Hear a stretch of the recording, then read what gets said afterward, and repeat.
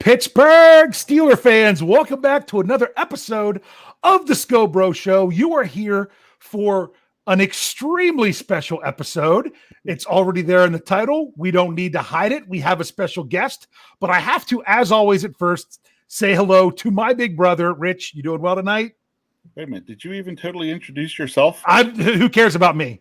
Okay, I can tell you're already flustered because, your intro is always like spot on to where I was able to get Michael Beck to copy it last week. I'm doing well. I'm psyched. I'm pumped, tickled to death with our special guest tonight. All day, there was only, two special words that come to mind, but I'm going to save them for the end of the show. You got to save them for the end of the show. And I guess I should go ahead and introduce myself. I am, of course, as always, Dave Schofield, co-editor of BehindTheSteelCurtain.com. And I don't want to wait any longer. We have a very special guest tonight. We have Sam Highsmith, father of Steelers outside linebacker Alex Highsmith, joining us tonight. Mr. Highsmith, how are you? I am feeling great. I have worked around the house all day, so I'm relaxing. It's just good to be part of this great show. I've seen your show many times on YouTube, so felt kind of special that you actually asked me to be a part of it. So I'm looking forward to it. That's funny because we're the ones who feel special because you're willing to come be a part of it. Yeah, we did. Is that how you feel, Rich? Oh, absolutely. So you mentioned before we came on that you were a principal for 20 years? Yes. I was educator almost 30. I taught high school and social studies, then went to grad school, became administrator and assistant principal from 01 through, I think it was 2012, and been a principal from that point to now.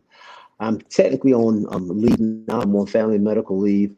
My mother is 93.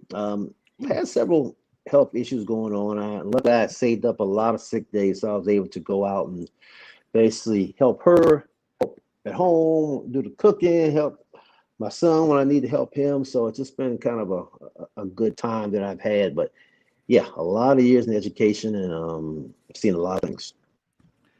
Well, both Rich and I, I would say I was a high school physics teacher for over 10 years, who now for the past 10 years, I've been on a leave of absence as a stay-at-home dad and a homeschooling dad.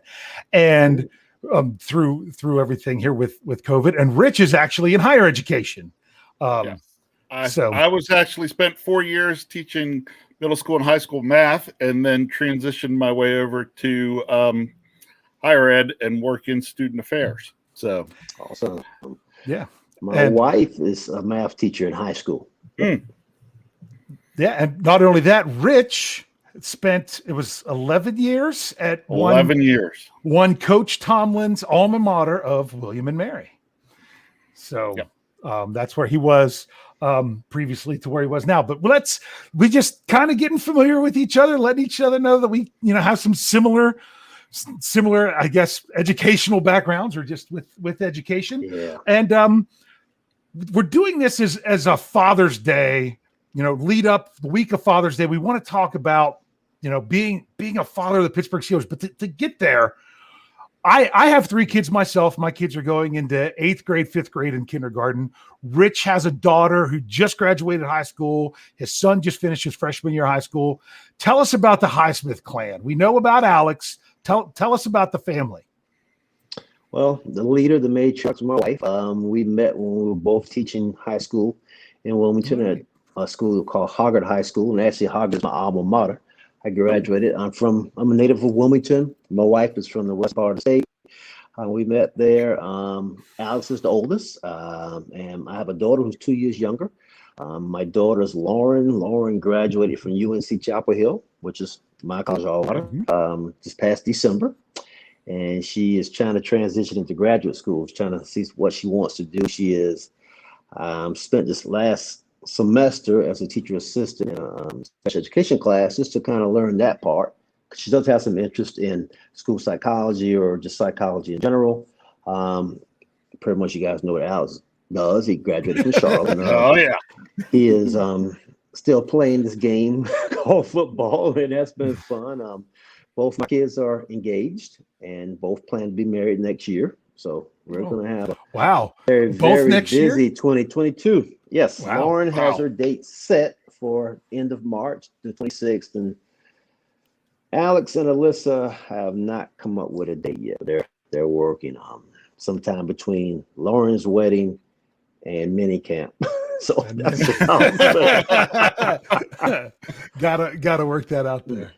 Yes. So, well, Mr. Highsmith, a couple things we were kind of wondering, being a father of an NFL player, for you as the dad, when did you first really feel that Alex had a chance to play in the NFL? At what point in time was that for you?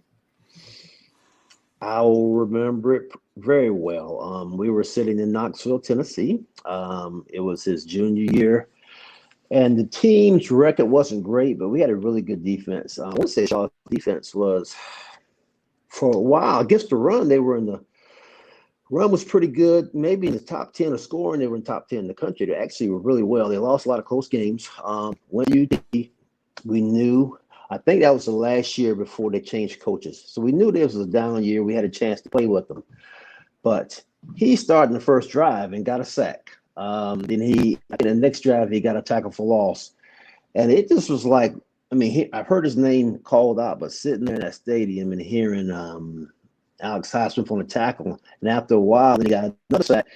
People were like looking at me, or turning around looking like, what's going on? And I was doing this, I don't know. And it just blew up because that weekend, after the game and the next day, we just heard what the SEC reporters were saying, just were very impressed. And a lot of it was kind of against Tennessee. Look, what are they doing letting this non-Power 5 team come here and do all this? But there were a lot of people who made some very positive comments about our son. And at that moment, I said, oh, my goodness, this is really a chance that he can do this. And from that point, he finished the season strong. He had a lot of preseason accolades. The conference recognized him as one to be a possible All-American. He was on the Bednar watch list for Defensive Player of the Year, and there were a few other things. So we felt good. His first team All-Conference as a junior, first year starting. So we knew he had continued this escalation over his entire career from the time he got to Charlotte, and actually goes back to high school. And at some point, if y'all ask about that, I'll kind of give you the pre-Charlotte days. But he just continued, and he just had the super years of senior. If you remember the numbers, 15 sacks, 21 and a half tackles for loss. And it was so cool watching all year, seeing him right behind the leaders, the great Chase Young, and he's right there with him. And to me, getting the third team AP All-American was really amazing and exciting. That point, we were like, where is he going to play? And early on, it's kind of like, we were just excited about the opportunity. Late round pick, not walk, what do you call it? Unsigned free agent, all those things. Undrafted free agent, excuse me. Yes. We were just excited about the opportunity. We knew it was an opportunity, but we were just say we thought he would be a third round pick. Very pleasant surprise. I'll be honest with you. There was a lot of times we were running mock draft simulators and things like that his name was right there for the Steelers' third round pick as a suggestion. And I always said, when it comes to players from a small school, when it comes to the Steelers, I don't try to guess what they're going to do, because they know what they're doing. They know, those non-Power 5 schools, they can find the talent and they can figure it out. If I think I'm going to guess who they're going to take from a program like that, I'll never get it right, because they are so much better at it than me. But our own Shannon White from our website, he was actually he filled in last night on the Steelers Hangover. If any of you didn't catch that, he was on there with Brian and Tony. He had Alex pegged to the Steelers in the third round the whole time. We even ran a contest trying to predict who the Steelers' first two picks in the draft. And, we did it as a giveaway. He was the one person who had Alex Highsmith, Pittsburgh Steelers, round 3. That was pretty impressive. But you talk about, you were at that game. Do you get to most of or all of Alex's games? Even through like with college and last year, what kind of What's your attendance? We normally tried to get to when he was playing, even his redshirt freshman, redshirt sophomore years when he was just coming in occasionally. We went to over half of the games. We didn't travel to all of them because he wasn't starting. His first start was redshirt freshman year, the starter, him having a concussion. And the bad thing about it was in San Antonio. It was Thanksgiving weekend. Plane tickets were crazy. They were $400 and $500. I almost drove out there. I really, really, really almost did, but I just said no, he won't. And he had his first career sack, of course, the game I missed. But his senior year, we went to every game. We just budgeted it. Right. We were at all 13 because we got a bowl game, the school's first bowl game that year. Played in the Bowl, which was really cool. So seeing the progression he made that year was just really good. And when he didn't have a great game, he would always come back and talk about what he could have done better. So he was still never satisfied. And we saw that the Clemson game, the two games, remember, the Clemson game and the Old Dominion. But Clemson, I just wanted him to just do okay. I mean, I knew he wouldn't dominate, obviously, but just to compete. And he did that. And to hear, excuse me, oh wow, name drop. Can't believe I can't think of Clemson's coach's name right now. Coach Sweeney. Oh my God, yes. Say Dabo Sweeney talks about your kid and said this kid that number 5, and that became kind of I put that on so many tweets after that. And that number 5, and it was surreal hearing him say those things. And we ran into Coach Venerable at the awards ceremony. It was in Charlotte. It was one of those defensive player of the year. Now, I forget which one exactly, but the Charlotte Football Club was the sponsor of that award. So they recognized area players. So they recognized him and all the other schools in the area, and got to speak to Coach Venerable because he was there with. I didn't have him in the sleep room. The kid was drafted by the Cardinals. The linebacker was so good. I can't think of his name. So he was there with him. I can't think of it either. Isaiah Simmons, yes. Yes. But okay. As soon as we went over there, he remembered Alex. He was just as nice as he is. Oh, yeah, we knew. I mean, we had you on that board, and we could not believe that you were a walk-on. I mean, I was sitting there going, this is crazy. This is my son is talking about this guy's been coaching in national championships games for basically every year except a couple. So we knew it was coming in, but it's still that call. And all that was it was amazing. And I don't know if this is going to be one of the calls, but I will want the questions. But I will say this: COVID messed up all the in-facility visits. Yeah. So he was supposed to go to Arizona, supposed to go to I won't say Philadelphia, somewhere else, maybe Houston, and I know Pittsburgh. But he had the Zoom call with Tomlin and Colbert, and I just remember saying, "Hey, leave the door open. I want to hear Tomlin's voice." I mean, he has that voice is just so unique. So I'm sitting there, and Alice is talking, so I cracked the doors upstairs, and I heard them talking and laughing, and I said, "Oh my goodness, this is really real." And came downstairs and said, "I like them. I hope I get a chance to go there." So, wow, and that's what happened. Hey, Dave, we had a couple super chats. I was going to get them. First of all, I'm going to bring up Sean. He threw $2 in the tip jar. I'm not going to ask this question yet. I was saving this one. But Sean, we will come back to this. I want to at least bring it up before I disappeared. So we had that one because that is one we are going to answer later. Then we have Wes Hickok, a regular here with the show, puts $5 in the tip jar. Thank you, Wes. He says, an absolute honor to hear you talk to us. I've enjoyed our conversations on Twitter. Welcome to the show, Mr. Highsmith. So we do really appreciate you, Wes, being here. Yep, I saw the picture. I do recognize you. And what I do on Twitter is what I do and have done any group or organization my son's been a part of. From the time we were in Part 1 of football, through Little League baseball, through the rec basketball and travel baseball, and all of it. I mean, the families and the friends were all a part of this, and I was always on interacting with everyone. I think it's just my time in education, just talking to people, knowing people. And I jumped on Twitter. It's probably our senior year when I really jumped on it. And I had a lot of the 49ers people following me, and I had a lot of, and actually when I met him at games, it was really cool. I remember this one guy came down, your house is dead. So he had a few to drink. So he came out giving this big bear hug, and it was just really cool. And I really am looking forward to this season, seeing a lot of the people that I actually have communicated with on Twitter, actually meeting them. Not that I'm no one. I'm just a proud father. I love people, and I just look forward to those interactions. Wow, that's fantastic. So, Sam, how much did you know about the Steelers before Alex was drafted by them? I mean, did you totally understand their tradition, especially when it comes to the outside linebacker position? And you know, did you know a lot about that before he was drafted? I would say yes, I had a good understanding. I graduated high school in '79, so I remember the great years. I mean, I was there. I was expecting to pull for them. I hate the Cowboys, so I was so excited. And that's all right. That Lynn Swan catch. That's what we want to hear. That's the one that I will remember for everybody just yelling excited.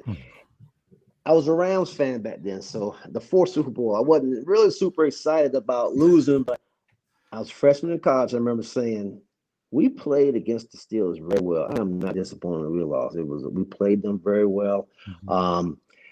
I once again had that respect for organization. I knew enough about the great earlier players. Fast Willie Parker from Clinton High School, which is not even an hour from here.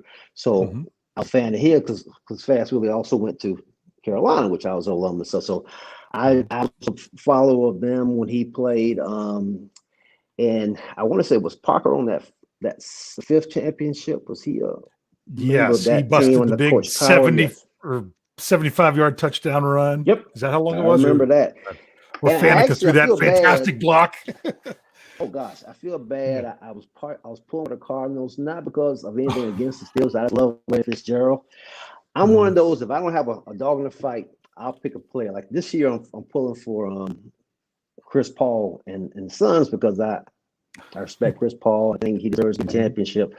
But that was the only reason. But God, what a great game. And that 90, what was it, 99 or was it over 100-yard interception returned by James Harrison. That was crazy. Yeah. And then the toe down. I remember going, his second foot wasn't down, but I'm happy that the foot was down. So that was special. And nothing but respect. I was so happy for Coach Tomlin for what he had done and just the respect for the organization. And I remember when Tomlin was hired, and they had only had Nolan and Howard and him, and in fact he's still there. I mean, I love that whole idea of a organization that's believes in loyalty, that has trust. And it's like if it was a school system, that's the kind of school system I want to work for. If I was a coach or player, that's the kind. So once there was genuine interest in my son, I was like, this is great. And I messaged a friend I met at the Shrine Bowl down in Tampa, well, actually St. Pete. And I told him, hey, he had a great interview with Steelers. What do you think about that? And this guy lives in Philadelphia. He's the Eagles guy. He said, that is a perfect fit, Alex. And I remember that. And I was like, okay, this is good. And then I started doing some more research. And as the more I went through the names, I remember Woodley and I remember all the other great players. I didn't realize some of them had played for the Steelers until I started watching some of the highlights recently. But we knew the tradition was great. I mean, me and Jack Lambert, but I remember as just wow. Yeah. Well, you're not going to have a problem with Steelers fans if you're saying you were pulling for Larry Fitzgerald, because remember, it's Pitt. So, Steelers fans generally also pull for Fitzgerald anytime he's not playing. Had it not been the Steelers, I would have been absolutely for Arizona because of that Larry guy Fitzgerald. deserves a ring. He's fantastic. And I mean, like I say, when you go into Heinz Field now, you've been to Heinz Field because you were able to go to games last year as part of friends and family. Was there any place you were completely locked out of because of COVID where family couldn't even come to the games? A lot of disappointment. We obviously we missed the Giants game because of the New York rule, and the Bills game for that same reason. No one was allowed until the Broncos game, I think it was. No, Broncos game we missed. It was the Eagles game. That was the first game we were at. So we came to the Eagles. Me and my wife, me and my daughter came to the Browns game. My wife and I went to Tennessee. I want to say then we had that craziness. Oh, that was that craziness with the closing the facility down. And so the next game I want to say I went to was possibly the Ravens game. But, brother-in-law went to the Ravens game. I didn't get back to Huntsville until the Washington football team game. Yeah, because I kind of took a break from the games, and then they didn't allow people for a while. We were at Jacksonville. We were at Cincinnati. I'm missing one. That playoff game, which is kind of forgettable. But yeah, we were there for that. So I got a good taste. Didn't get to feel Cowboys. Sorry, Cowboys. That was the biggest crowd that I was at. And that was fun. Definitely fun going in there and beating them. Yeah, because I'm trying to remember which game it was. It was on the road where you did post on Twitter about they had the family seats like really far out there. Which one? Do you remember where was that one? Cincinnati Bingo. Oh yeah. So did you have to take the Escaloozer? It was awful. We were sitting next to Benny Snell's family, and I forget who else was nearest, but we were literally 5 rows from the top, plenty of space in front of us. Talking about they were doing more than social distancing. They did it on purpose, and it was really frustrating. And of course, we didn't play well, so that just made that game. So that's one that we're probably not going to. That'll be a rest weekend. So we won't make that trip to Cincinnati this year. Enjoyed it. I mean, there's some good eating up there. We enjoyed that. The river's really pretty and all, but yeah, we'll take a break this year. Yeah, well, trust me, Steelers fans, we don't want to talk about those places. To have to go. I mean, the state of Ohio.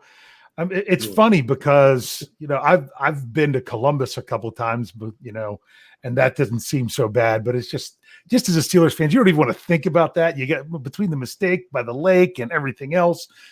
Just stay away. You're fine. But yeah, actually, Rich and I we both have season tickets, but not together because when I got my tickets, he was still down in William and Mary, so he wasn't in on that. So I went in with my sister's husband. And now then when a friend of mine's like, oh, I can get tickets. You want to come with me? I said, how about my brother? So we're excited to get back to games this year. We're excited to get there. We both live in Maryland. We live about 100 miles apart, probably even more than that.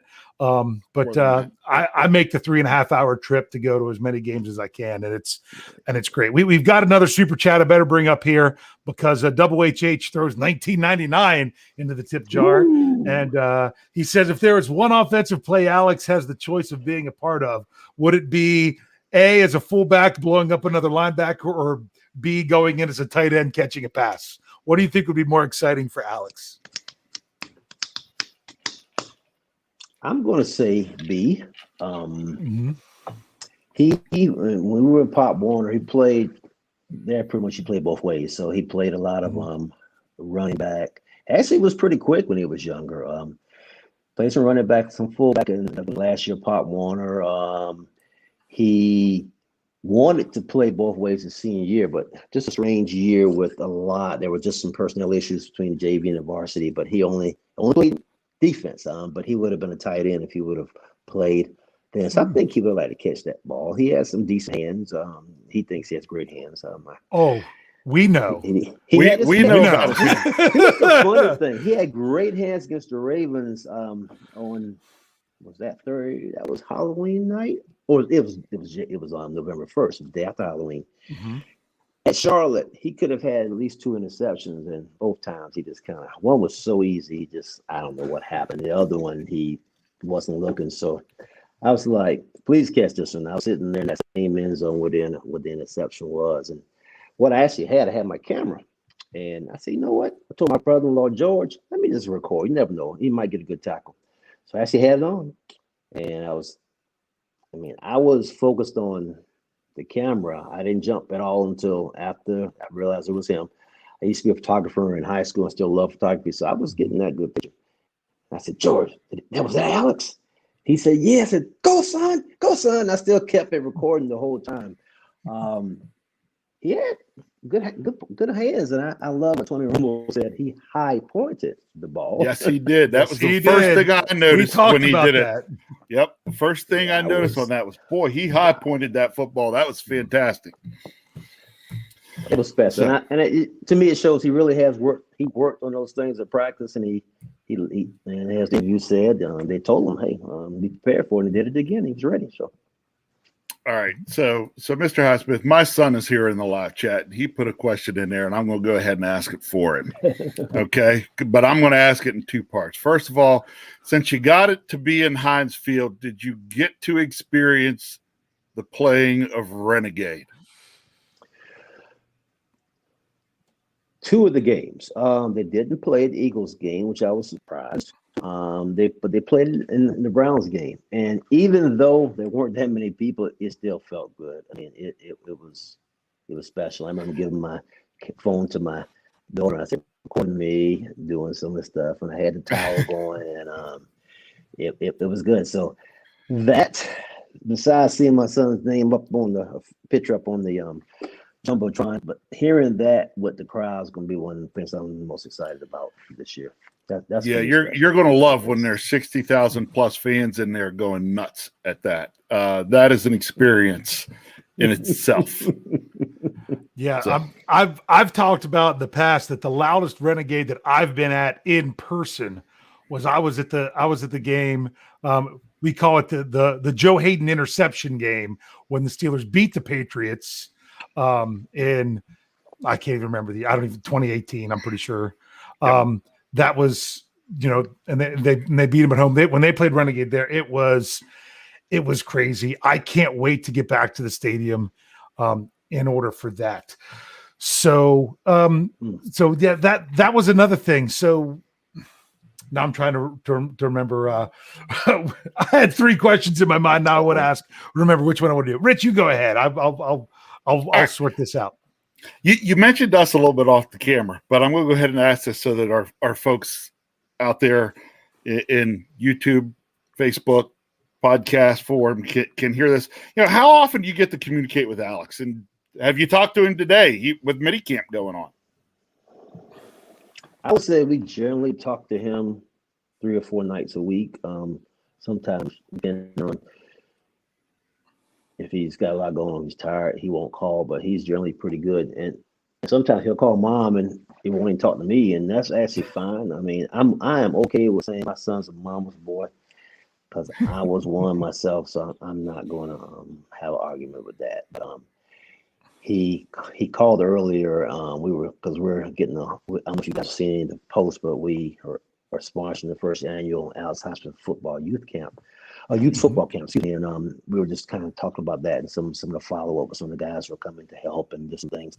So he said he'd call, so I want to make sure that I was a guy that called before or after this. But yeah, we 3 to 4 times a week.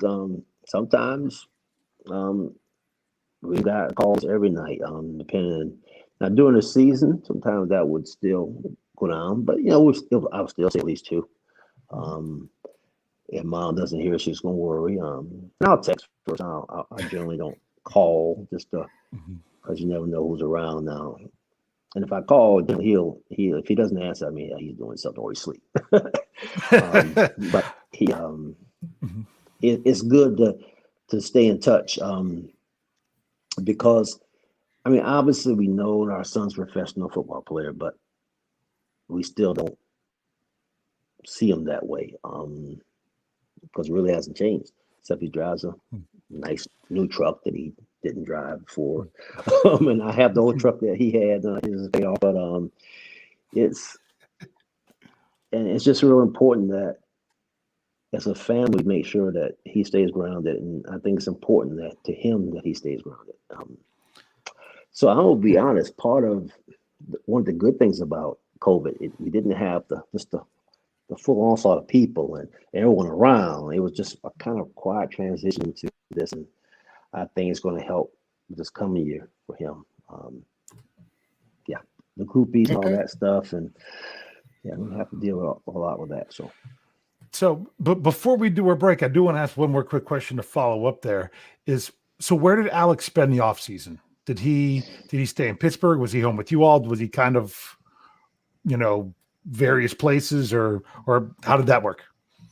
The majority of the time he was in Cornelius, North Carolina, which is maybe 20 minutes north of Charlotte.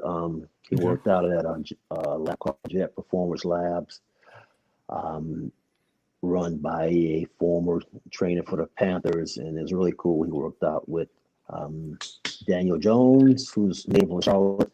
Stephon Gilmore had been there, son, because I want to say he's either from somewhere in South Carolina, but anyway, he was there, and he met several people, and it was really good. I went one day and took a bunch of pictures and just watched the training regimen, which was pretty cool. I actually never posted those pictures, but I need to post some of them because people are saying how big he's gotten. Well, he worked.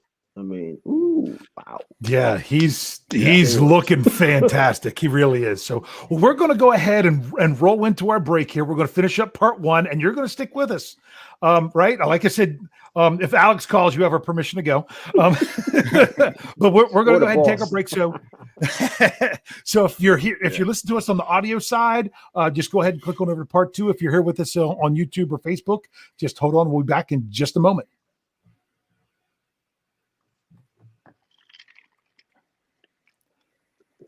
Pittsburgh Steeler fans, we are back with part two of a very special edition of the Scho Bro Show.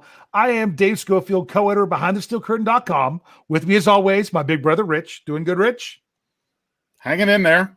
All right. And our I'm doing great. I was going to say, and our very, very special guest, Mr. Sam Highsmith, who's here talking to us about fatherhood, being a Steelers dad, all this great stuff. We're just talking and learning, and it's great. So, Rich, I'm going to turn it back to you. I've kind of been hogging a little bit. I'll let you ask a question. Oh, well, aren't you fun? Yeah. Right. So I talked about how often you get to communicate with Alex, and you talked about the game. You were sitting with Benny Snell's parents. How often do you actually communicate with other players on the team or their families as well? Is there like a little network of some of the players' families or whatever maybe you keep in touch with? I'll be honest. I think COVID's probably caused that not to really happen a whole lot. Okay. I think at games, I've actually had a lot of conversation with Kevin Dotson's dad.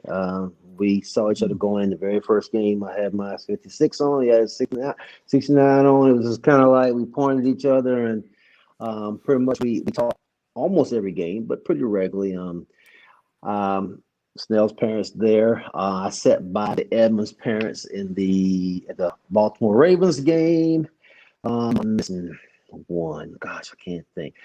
I am fate. I'm on Twitter. Twitter follow each other with Cam Hayward's mother, and we will communicate some. She seems very nice. I'm looking forward to that. I kind of hate that get that part because, like I said earlier, right. I've always been involved with the players and parents, and I still like the Charlotte guys. This year's guys are seniors. They were the sophomores when Alex was a senior, and I'm going to try to get to at least one game. They play Duke. Duke actually comes to Charlotte this year, being a Carolina grad. That's a double reason to cheer for Charlotte that game.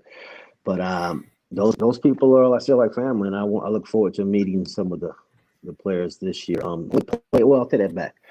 Ray McLeod lived in the same apartment that Alex lived in. The longest conversation I had with any of them was Eric Ebron.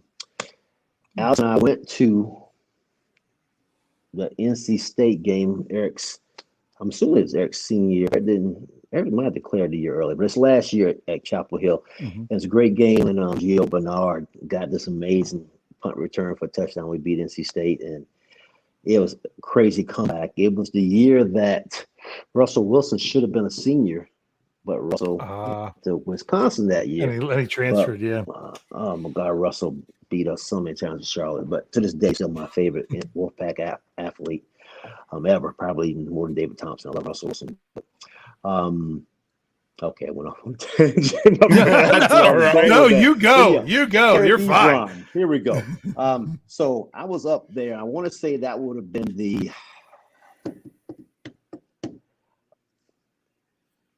it wasn't the Eagles. It wasn't the Browns game because the Browns game was earlier, but my birthday is 27th of October, and I guess it's an early birthday gift. Me and my daughter were going to be heading back sometime Monday morning. He said, "Don't leave yet. I need to do something." I was like, "What's going on?" And I was upstairs getting ready. All of a sudden, hey, come on down. And I still had on the shirt I slept in. And I heard a voice, and that voice is for me. And it was Eric Ebron right there in the apartment. So he talked to Eric a lot. They played video games together. And so he knew that I was a Carolina grad. So that was really cool. And so we talked about probably 20, 30 minutes. And it was a really cool conversation. Oh, wow. But I do look forward to some more conversation with the guys. I think Terrell Evans, yes. We were getting cold tested for one of the games, and we were sitting out there waiting. He walked by, and I remember he waved and spoke. He seemed very, very nice, very sincere young man. But I do look forward to meeting a lot of the guys. Coach Tom, for sure. I mean, that's more than a coach. He's a mentor, and he's a person that my son looks up to, and someone I've admired for years. So definitely forward to that too. And I don't know if you see my Twitter profile picture, still a picture of me and Alex at one of the Charlotte spring games. I said I'm not going to change that picture. I get a picture of me and him in a steel uniform, not a picture. There you go. Still a T-shirt. I'm keeping that picture. I'm waiting until at some point, hopefully after one of the games, I can get one of those pictures. So. Yeah, that's great. So I don't know if you can answer this question or not. I'm going to ask it just to see if you know who are some of the guys Alex hangs out with, away from the facility and stuff like that. I mean, has he made a lot of friends with the guys? Is that, I know you said about playing video games and stuff like that. Is there anyone he's bonded with more than others? I would probably say Eric Ebron. He's done some stuff with JC Hasselmeyer. Did I pronounce that right? Hasselmeyer, yeah. Hasselmeyer. His wife and Alice's fiance are good friends. I think him and TJ have done some things, but honestly, he's kind of a homebody. He's kind of always been like that. I'm kind of like that myself. I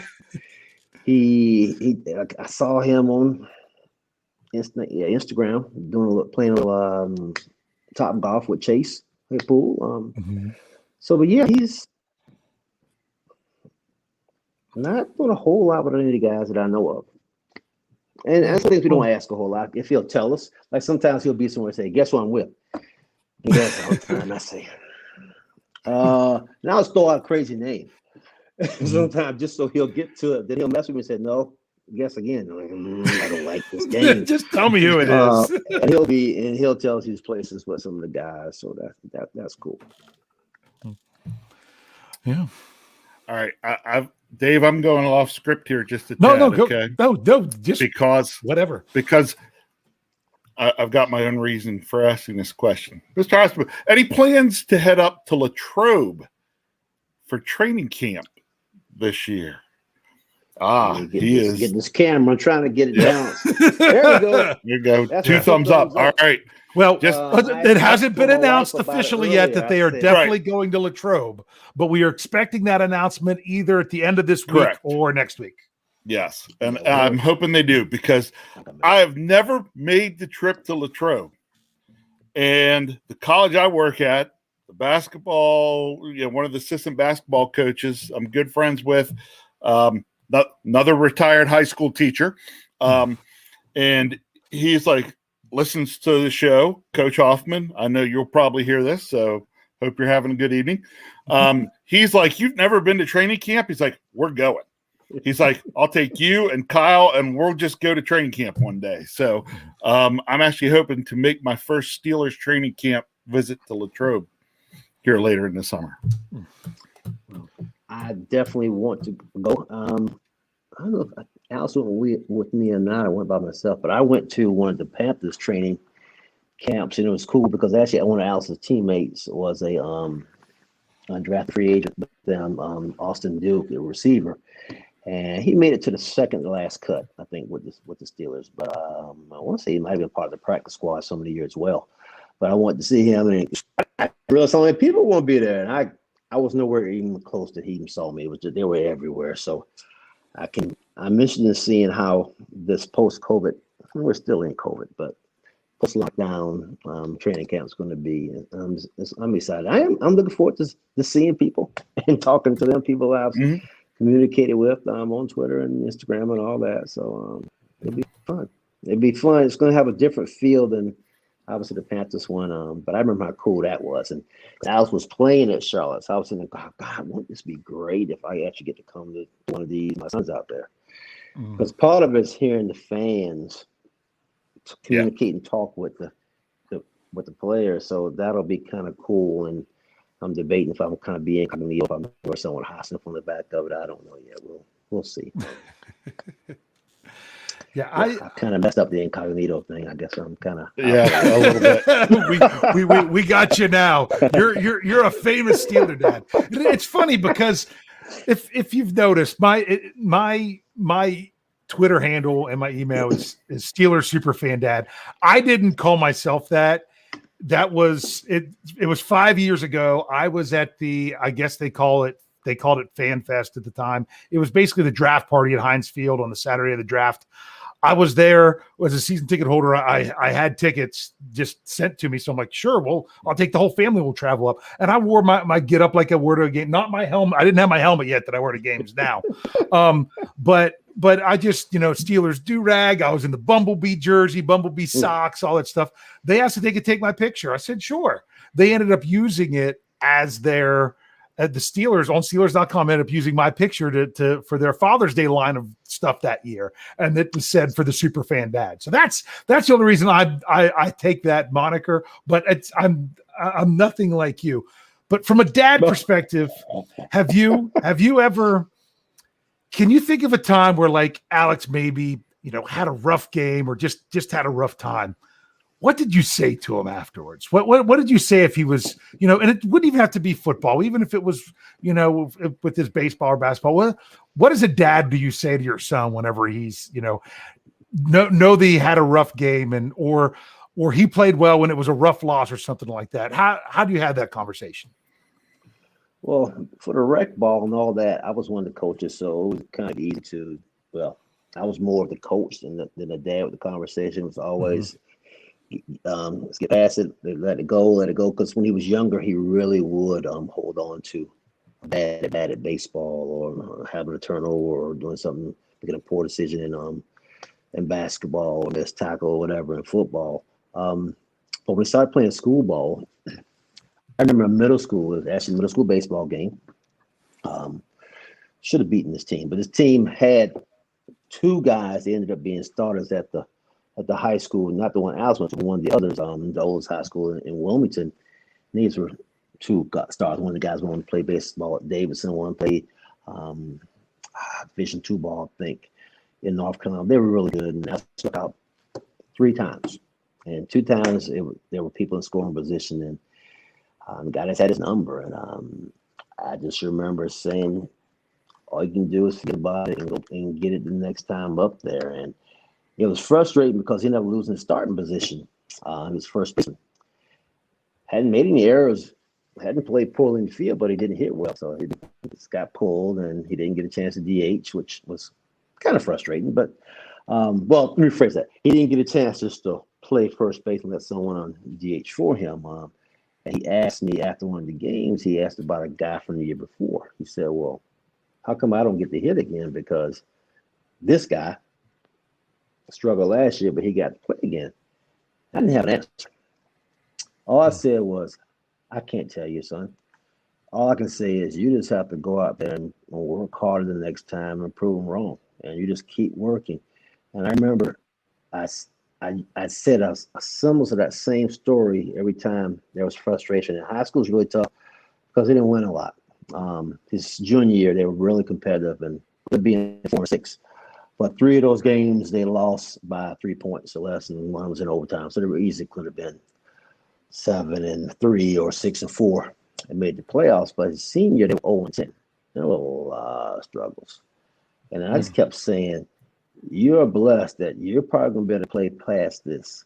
So you can't let this losing get in your head. You got to realize that you have a whole lot more to play for than these other guys. You just get your head down, bust your butt, and keep playing. And he grinded it out, and it was good. I mean, I always, and it kind of comes from being an administrator, being an educator over the years, and dealing with kids who just aren't successful, and you just always have to let them know you love them. You let them know you believe in them, and that even when you don't do well, you still loved, and that's the most important thing. And both our kids knew that. But he just got better at putting the stuff behind him and not dwelling on it. And I remember the second Ravens game when after Bud got hurt, he jumped offside. We were here. That was the game that got postponed 3 times. And I said a not so nice word when he jumped outside. And I said, okay, he's just a little bit hyped up. That's all it is. He gets up, calm down. He was fine. And I think I even said something to him. I said, so why jump offside? Just outside. I said, all right, it's all good, man. You finished the game pretty well. And I think, what game was it? Bengals game. And he got a lot of negative press, and a lot of things were written about him making, particularly on one play where the quarterback got a touchdown. And I was kind of mad at him up in the stands and seeing that play. And I guess I can say it now. I mean, I'm not giving away any secrets, but I asked him, I said, how come why didn't you stay with the quarterback on that? I said, the outside linebackers have been taking a dive every time. That's what he did too. I went, oh, so wasn't your fault? I said, Well, Chris Collinsworth didn't know that. No, everyone blamed him. And so I had that satisfaction. Actually, someone used that in one of the articles. I said, no, not really. And I almost commented, no, I can't be that parent. I said, no, it's all good. He knows in his heart that he did the right thing. And I said, good. We're good. Hope I answered that. Right. I don't know if I really answered that. That was fantastic. That's exactly what we're looking for. One thing I never, ever did was to blame the coaches and to blame other people. It was hard, but we didn't do that here. That came out of my mouth. Unless someone harmed my child, unless someone said something specifically against my child, that's the only time they ever hear me talk bad about a coach or a teacher. Well, as a former coach, I appreciate that. So, as a current coach, I appreciate that. Yeah. God, I sometimes during high school games, I almost couldn't sit in the stands because I could not stand the stuff they were saying. I was like, oh God, stop! I mean, y'all, it's not easy, and they're doing the best they can do out there. Let's just give them a break. Even the Charlotte games are hard to sit there and listen to the fans complain.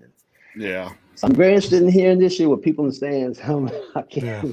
That's the part we didn't have to deal with. So it's going to come. So when I was coaching and my wife would be in the stands and people wouldn't know that she was my wife, that was always she would have a hard time. So that's it'll be interesting. But no, I'm sorry. As some people are critical, but really when it comes down to it, we love our Steelers players. We really do.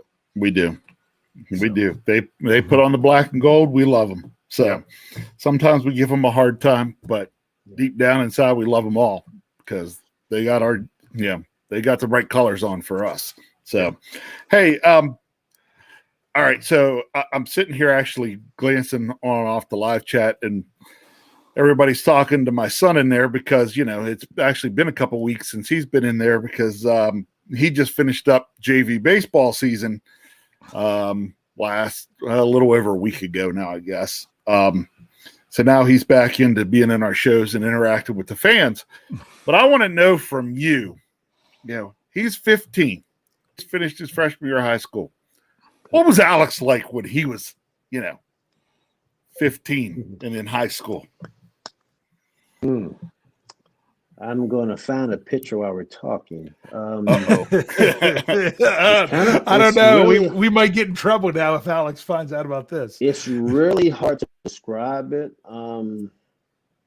Finished his freshman year, he's probably 5'7", 5'8". I don't think he was taller than 5'8". I might be wrong. Actually, I know he wasn't because I remember he got his permit that year, and the permit actually had height was 5'7". Anyway, it was around that height. My father-in-law loved him to death, but he's a short guy. So I was so worried for the longest time that he was going to get those genes. And that sophomore year, grow old. I said, "Oh boy, it'll be okay." I remember telling myself, he doesn't have to be a great athlete. I was hoping he makes the team, and literally, I was just hoping he would make the team, and get to play a little bit as a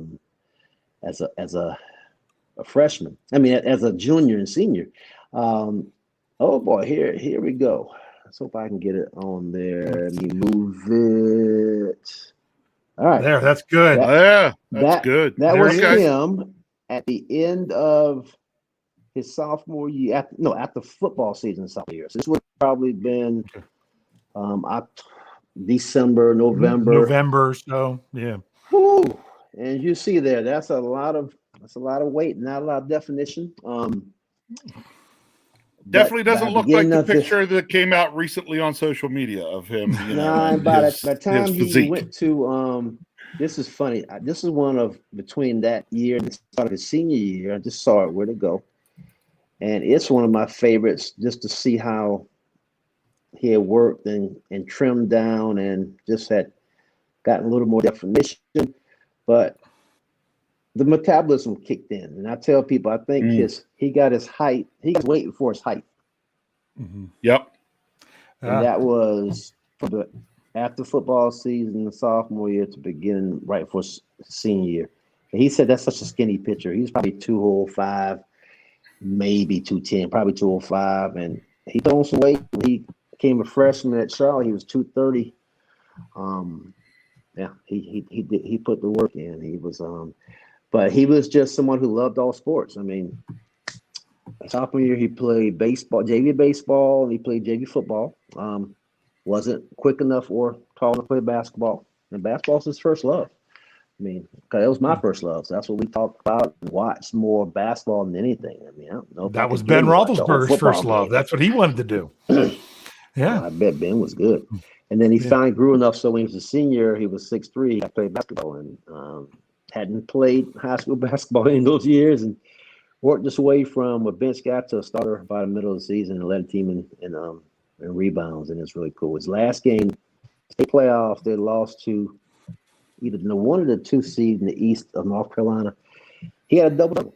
He had his best game against the best team they played all year. So that fired him. I saw it then. I remember I loved that game. And I don't know what I told him after, but I just said, man, you played that well against this Garner team. And they had, I would say, 3 D1 players on that team. So I knew when he went to Charlotte, he'd be ready. And I felt confident that he'd be ready going to Pittsburgh. And I think he's met our expectations and exceeded them. So. Well, I think, let's just say this. You're coming from a different perspective, of the player's father. As someone who covers the Pittsburgh Steelers, I loved the pick in the 3rd round because of the whole situation of the Steelers generally. Now, this year seemed a little bit different, especially with the salary cap and everything else. But usually the Steelers draft not for that year, but mainly for the next year. They don't want to have to call on their rookies as much as they do. Right. And taking Alex where they did, that was a perfect setup because you had last year where he could come right in and he was instantly going to be that first guy into the rotation because the Steelers, I mean, they needed that. They desperately needed that. And then by getting that experience, the Steelers were able to tell what they had in Alex to know if Bud Dupree then moved on, if he was someone who could step in and grab that starting job, or if that was something they were going to have to address. I've said it many times. Alex Highsmith's 2020 season had us not talking about outside linebackers leading up to the NFL draft because it was one of those things where the Steelers didn't have to go grab another first-round guy because Alex looked like he was ready to step in. So he's stepping in as the guy this year. What are your expectations for Alex for 2021? He'll show improvement. I have no reason to believe that he won't continue that escalation from what he's done from high school through college. He's improved every year, and I think injury is the only thing that'll stop him from improving. He was so dedicated. He actually hired a chef down in Cornelius, North Carolina, to prepare the food so he wouldn't eat any junk. I mean, he doesn't eat junk food. He's the natural substance he uses. That's really about it. But he just works and grinds. And I remember the iPad came that had all the stuff for this coming year. And I remember last year when he got it, but he was on that thing that same day. Well, instead of he was coming down a week later, he said, no, go ahead and bring it up when you come. He wanted it as soon as he can get it. And he's going to study. They've been, for the most part, people have been pretty positive of what they think he'll do, or they've been neutral. There hadn't really been a lot of people saying he's not going to be really good. But all it takes is a few of them who are doubting him. That's feeling him. He's already excited about that. I remember we were sitting here. I'm looking over at my TV and I'm trying to think what was on. We might have been watching. We love Marvels. That's one of the things. My love for superheroes I gave to the kids, but he's a Marvel freak. And we were watching something. Nice. All of a sudden, he said double-digit sacks. He jumped down on the floor. Well, he said they think I can't get double-digit sacks. He jumped on the floor, bust out the push-ups, and just got back up. And I just looked at it and smiled, didn't say anything. I was like, no, so. I like to get those things that are negative, and I don't retweet them. I just say, okay, right. And I have things bookmarked. I have DVR, so I have NFL Good Morning in Football, NFL Live. I watch all those shows, and if they say some things about doubting Steelers, I've been backing them up, recording them, and taking that video clip. If I have a little transfer machine, putting them on the file, I'm going to save them. I'm just going to use them when we prove people wrong this year. No, he's focused. He's ready. He said he jumped offside one time today in the scrimmage or whatever they did. He said Ben the 11-on-11 drills. Yes, he did 2 back-to-back hard counts, and he got him on the second one. So his goal for the rest of the camp is not no more jumping offside. Said he wants to be off that ball. He wants to be fast. Because that was his thing in college. He was so fast off the ball. And, right. He's going up against a different level now. So now he needs to be faster. So, yeah. I bet you after he jumped off sides, I bet you Ben turned and gave him one of those big Ben grins that he got him. I bet he did. He's and I have a feeling he won't do it again. He won't. I don't think he will. Nope. Yeah. So, well, when we close out our shows, we generally do something, and you know what? I feel like we can't break tradition, but we ask a question, and then we ask the live chat to put their answers out there.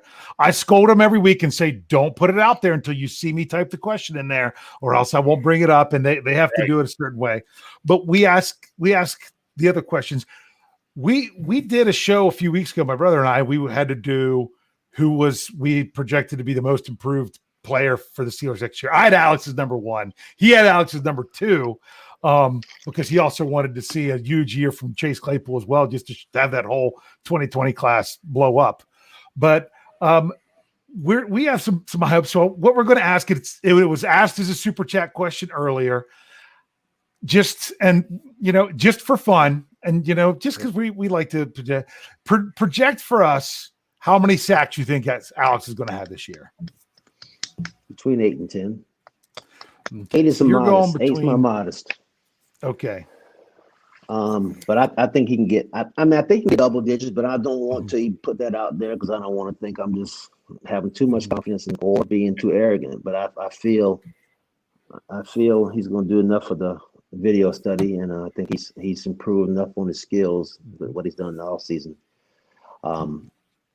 There were the second Cincinnati game. He had the sack, and the guy just barely sidestepped him. And he fell right into TJ's arms. And I've been meaning to take that clip. That's the only sack that TJ got all year, but he didn't do his dance on. He went right to Alice and hugged him.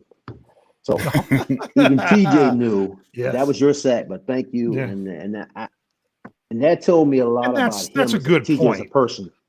Yeah. So he set up some people last year, and I really I need to get him off DVR because I won't have room for this year. So I'll get those games off.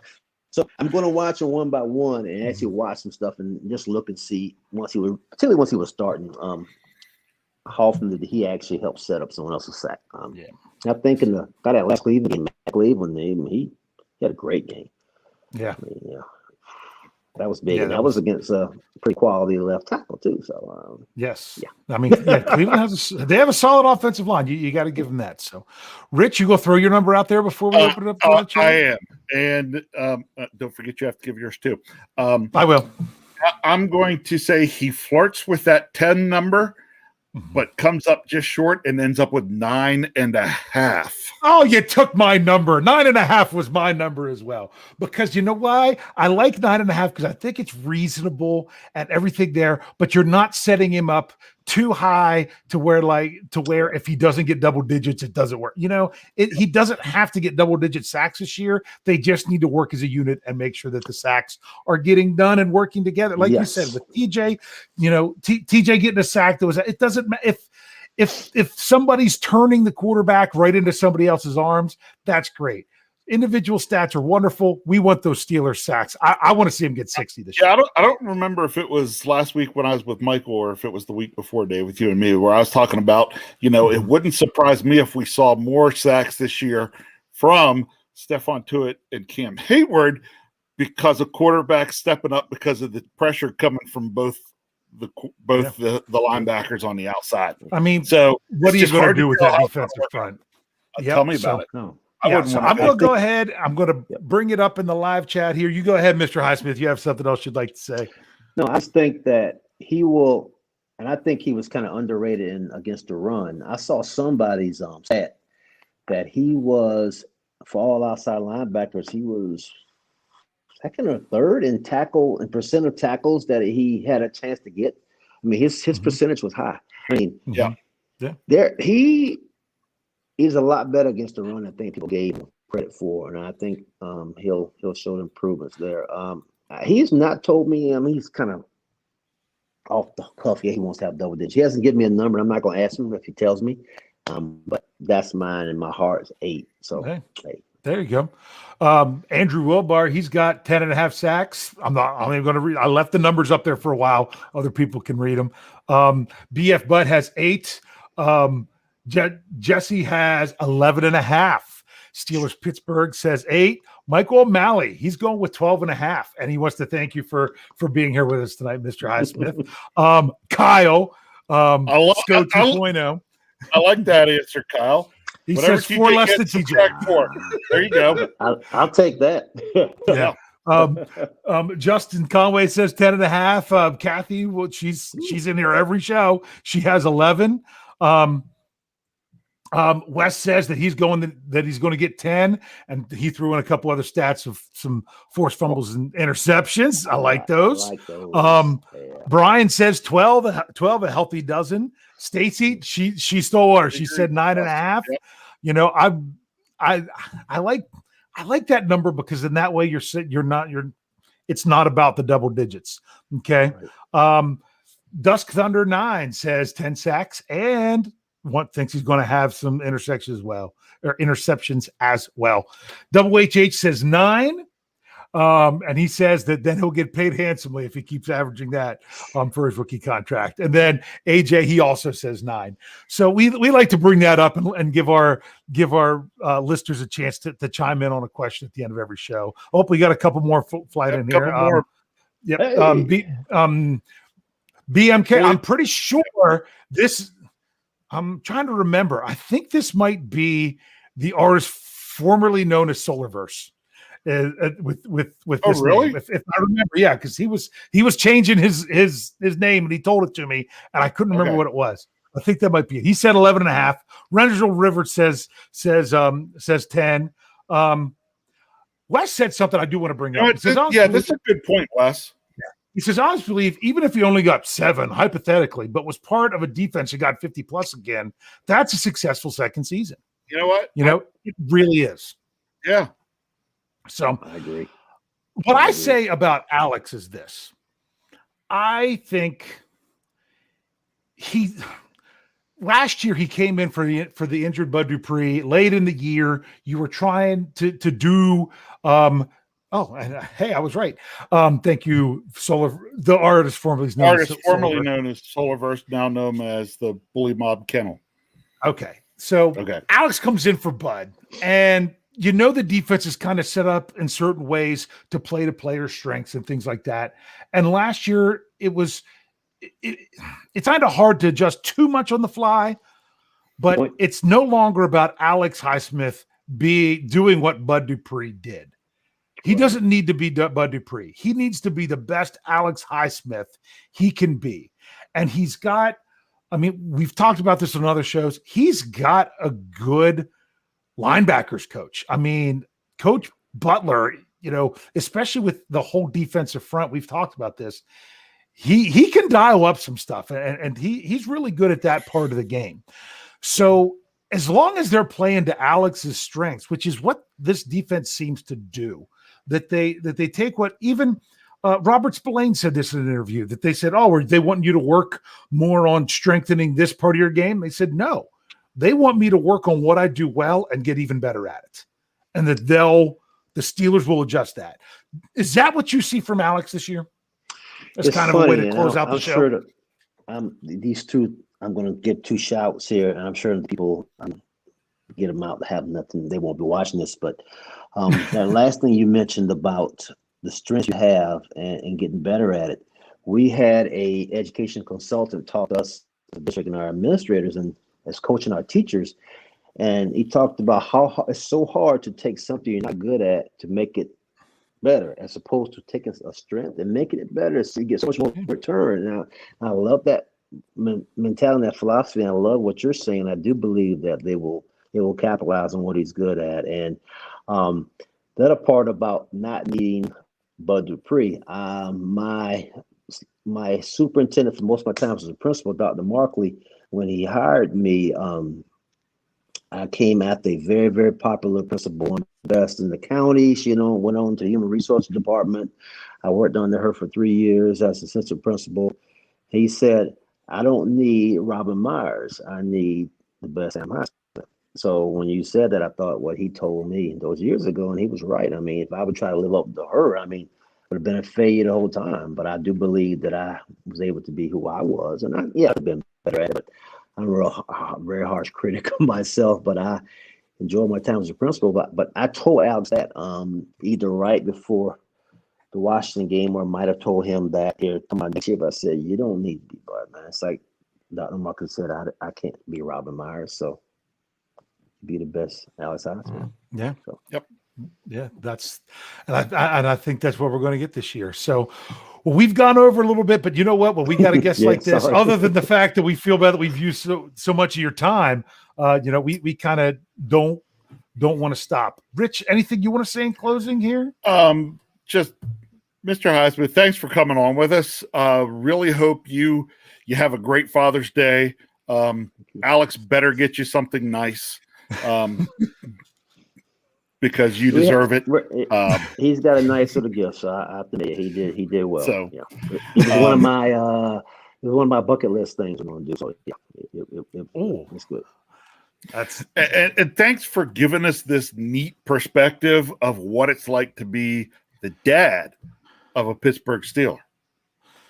Yeah, this was very unique, very, very time appropriate and everything. We just want to thank you. Anything you would like to say here in closing? Just if anything you want to plug or advertise, or just anything you want to say to Steelers Nation. Well, and I'll give another shout out because this friend actually might watch this. Sam Cambridge. He was born in Pittsburgh. We were administrators together in middle school, and he has a school himself now, and I have schools. And when he moved in, he put all of this black and gold in his office. It was everywhere. I was like, oh my God, this guy's a freak for this Pittsburgh stuff. And he told me he was from there. And man, he's one of these people that's paid that money for that direct TV. And it paid for the Sunday. You paid all that for that.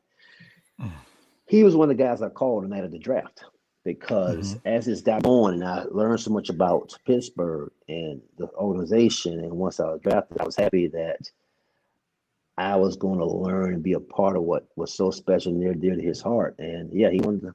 I called 3 people. I mean, outside the family, I called 3 people that night and woke them up and told them about it. And we actually talked earlier today. We're gonna try to come up, do a game together this year. But yeah, I know how big and how important and how strong this donation is, and I found it out very quick as my Twitter followers were increasing. I mean, first we were just laughing at. We knew Alex's would, but his girlfriends, her Instagram, people started following. All of a sudden, people were following me. And so I interact. As people comment, if I like it, or sometimes I will say some things. But yeah, I enjoy that part, and I'm glad to be part of it. And we pray that he will have his whole career in Pittsburgh, but we understand it's a business, and if it doesn't, we know this will be a special place. And always will. All right. Well, once again, thank you for coming. You have an open invitation anytime you want to jump in and talk Steelers, because I mean we could talk to you here all night. But for those of you out there, make sure you are checking out all of our podcasts. We have our daily podcasts on YouTube, one every day. Hopefully you already know the lineup. We got our audio only podcast. Make sure you're checking those out. The Let's Rides on Monday, Wednesday, Friday. Michael Beck's Live Mike on Tuesdays. My Stat Geek on Thursday mornings. Anywhere you get podcasts, you're there. Just search for Steelers and you will see Behind the Steel Curtain there towards the top. And of course, make sure you're checking out BehindTheSteelCurtain.com. We are working very hard to be that one-stop shop for all things Pittsburgh Steelers. We are excited about this season. We're about ready to hit that slow period. Mini camp is going on now. It's going to be done next week. Then we just got to hope that there's no Steelers news for a long time, because it's that time of year where no news is good news. And then come back to get, before we know it, it's going to be training camp. So make sure you're checking us all out. Thank you once again, Mr. Highsmith. And Rich, it's one of these times that we don't really want to say that the show's ending, but I guess we'll be here next time. We'll be here next Tuesday. I can't wait.